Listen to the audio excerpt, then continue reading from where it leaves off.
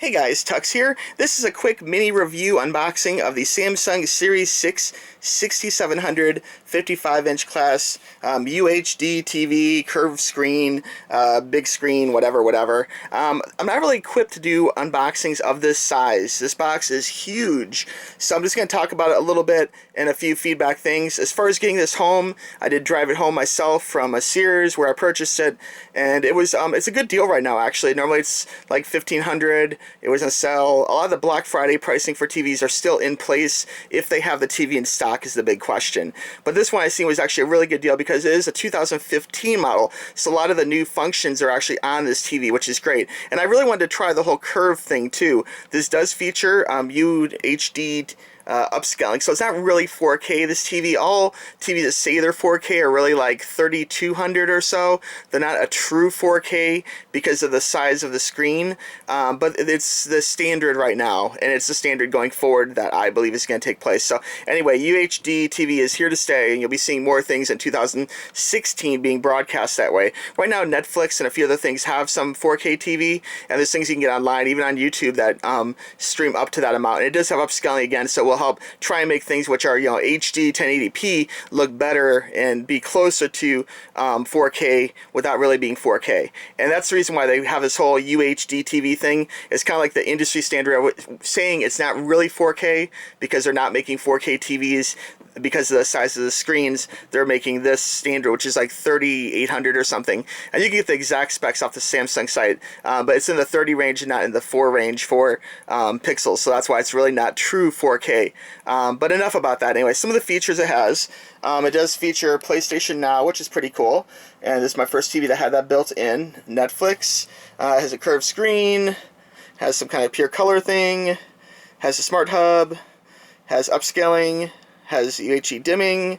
It's future ready, so you can actually do future things like updates and such. 120 motion rate capture for moving screens that won't have blur screens like some of the older big screens.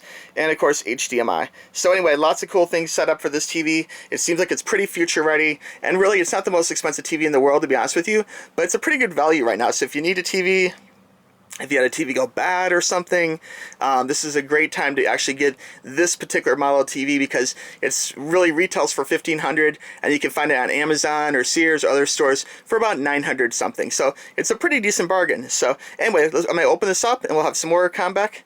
We'll have more talk in just 1 second. Be right back. Okay, so when you get it out of the box here, or attempt to, the box lifts up, and the first thing you notice here is the startup guide. So you have a quick little handy-dandy setup guide. I know it does recommend having a friend help you with this. It takes like 2 people. It shows in all the examples. It can be done with 1 person as long as you're not hanging it on the wall. But it is tricky, and really 2 people is recommended to set up this particular TV set. Okay, next up, over here you'll see it has the pouch of stuff. Let's see what comes in here. This is what the pouch looks like.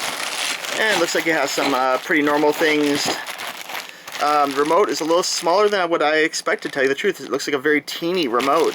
It has power cord and has some of these little back plugs. It does also come with batteries for the remote, which is a nice touch. I'm going to open up the remote here and we'll take a quick peek at it. This is something I didn't expect. I was kind of thinking it had a standard remote, and this one does come with a smart remote.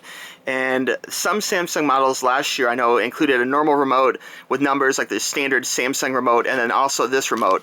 This remote, if it's like the ones in previous models that have both remotes, this is a Bluetooth remote, and it does have the Smart Hub button right here, like you'd suspect, and then normal like mouse controls up and down. And this can really be used like a pointer during a PowerPoint presentation, or like a mouse on screen. So you just aim it, kind of like a Wii remote, and senses it and takes care of it that way. It's pretty precise, although I do wish it did have numbers on it for those quick like punching things, but it's okay because I probably won't even use this remote all that much. But I do like the fact that I did at least include this. I just wish it would have included both or had some kind of numbers at the bottom here. So anyway, pretty cool. Smart remote for a smart TV, and we'll continue on. Okay, looking down on the box, you can see this really is a 2-man operation. And again, this is a 55-inch. I can just only imagine how bad it would be if it was like 65 or something. But anyway, very tricky to pull up by yourself.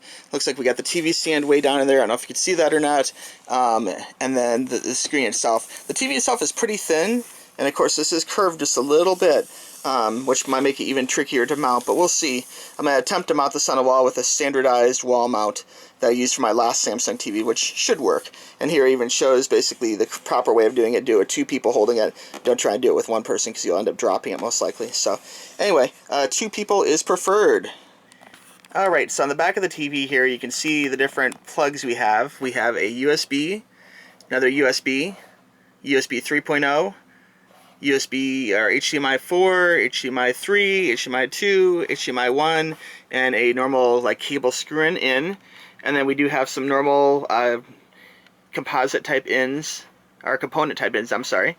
And it is lacking the normal like yellow, white, red connectors. So some older things, I guess you could plug it in this multi-plug here so it's green and yellow, but it doesn't have a lot of those. So if you have older type video games or whatever, you might have a little bit of a harder time plugging it into this newer style TV set.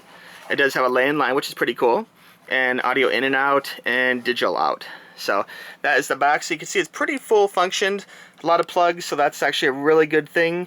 I don't know if I'll use all these, but it's actually really good to have them. So anyway, excellent. Hey guys, Tux here.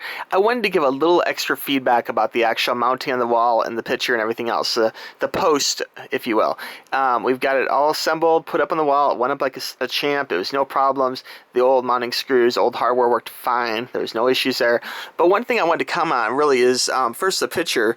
I really feel like this HD, Ultra HD is really something you have to see in person. I'm sure this video footage of it in 1080p is not doing it justice, but you almost have to see this. It kind of feels like this old movie Back to the Future right now is kind of like a live play.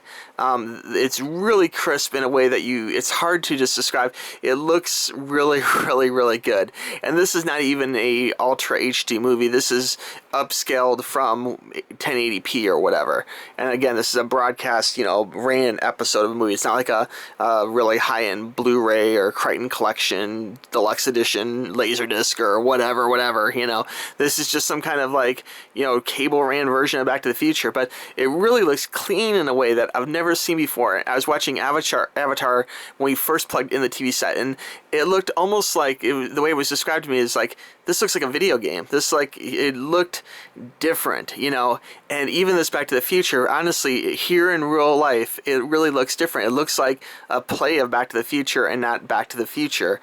And I'm not going to go on about this, but just take a look at an Ultra HD movie yourself and check it out and see if you kind of agree with me that is kind of it's so crisp. It looks like I don't want to say it's like live. It's not like you put your hand in the TV like 3D advertising, but it really is crisp, and it really does some amazing things to even some older movies like this 80s movie here. Now, as far as other features of this TV set, let me go ahead and do the menu here. The remote was pretty easy to mess with. Hopefully you can see this here. I'm trying to keep it dark so the TV can be seen at the best it can be seen. This does have like an auto light adjust, so because we're in the dark, I think it's actually keeping it a little bit dimmer than it did earlier today. You can see there's different sources here you can go through, and oops, turned off. Turn the TV on. Oh, it does have a little red light I didn't notice before. That's interesting. Okay, there we go. And you can see how bright and crisp that is. And so here we can go through, and we will go ahead and mute that real quick. One app I did like a lot was the Sirius app. I couldn't believe it actually has Sirius on it, which is fantastic for me because I'm a big fan of Alt Nation on Sirius. But it has like all the usual cool apps you'd suspect. Let me try and go back to the app thing here. I'm still kind of getting used to this remote control. But it has, everything kind of built in like you'd suspect from a smart TV. And it does have a lot of apps you can kind of install on the fly, games, everything else. So I guess I will stop here. But anyway, just really nice. It's definitely worth checking out. I'm sure there's going to be some other cool things that I'll be adding to this app-wise down the road. I believe it's a really good app for waking up with your cell phone. And it can help a lot as far as like playing news and weather and stuff like that when you first wake up. So anyway, guys, I just want to show you this real quick. It was a success. I'd say if you get a chance to buy this TV, again, it's still a Black Friday pricing in a lot of stores. So check it out and pick it up. All right. Thanks, guys. Talk to you soon. Bye-bye.